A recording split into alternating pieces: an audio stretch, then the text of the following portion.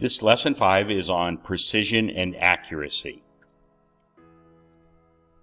So precision and accuracy are concepts that are involved in laboratory measurements.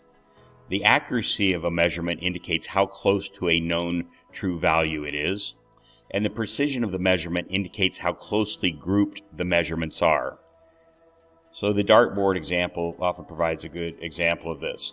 Here you see the darts are spread all over the place, and most of them are not near that middle dot, which is called the bullseye, which is what you're trying to hit. So that's low accuracy and low precision. They're spread out all over the place and they're not grouped closely together. Okay, the darts are not near the bullseye center dot and they are not close together. That's low accuracy and low precision.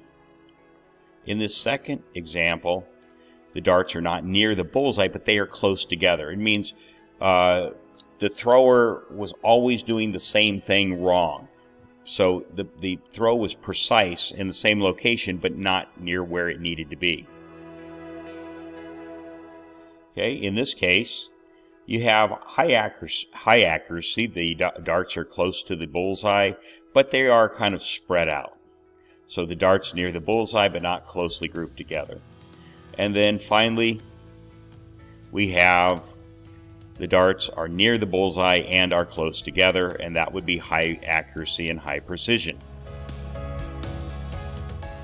Accuracy is measured by percent error. Percent error is the percent difference between the true value, assuming that there is a known true value, and the value that you measured in the lab. So percent error equals the true value minus the measured value, the difference between the two, over the true value, and then you multiply that by 100%.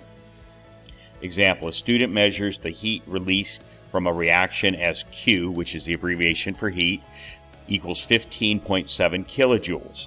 The known value for the reaction is 16.5 kilojoules. So to calculate the percent error, take the known value, 16.5 minus 15.7, divided by 16.5, and then multiply by 100, and you get a percent error of 4.8%. The absolute value brackets mean the answer will always be positive.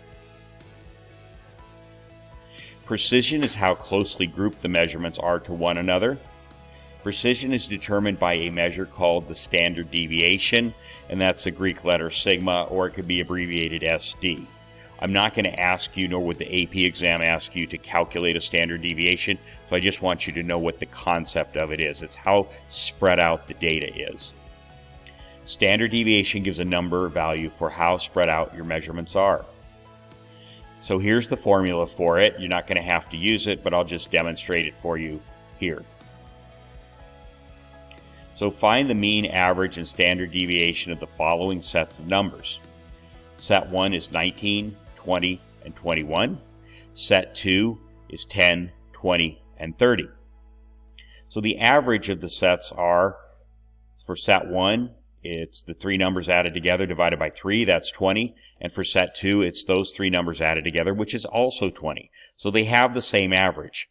But just visually, you can see that set 2 is more spread out than set 1. So we'll calculate the standard deviation for these two sets. So this is how you would do it. You will not be asked to do this calculation, but you take the mean value. You take the value that you observed and you subtract from that the mean or the average value, and you get a deviation and then a deviation squared. You add up the deviation squared, and you have the number of numbers. N is how many values you have. You have 3. Okay, so list the data values, list the mean value, subtract the mean from each data value, and square the deviations and sum them. There's the formula again. So here's the second set, same set of steps. There's the formula. So when you put those numbers into the formula, you get the sigma. Standard deviation for set 1 is 1. The standard deviation for set 2 is 10. So you can see that the set that's more spread out has a higher standard deviation than the set that's more closely grouped together. The higher standard deviation of set 2 indicates that the data in this set are more spread out than the data in set 1. For a normal distribution, that's what's sometimes known as a bell curve. We don't really need to get into that in this class. 68% of the values will fall within one standard deviation of the mean, of the average. This small data set is not enough data points to see that here.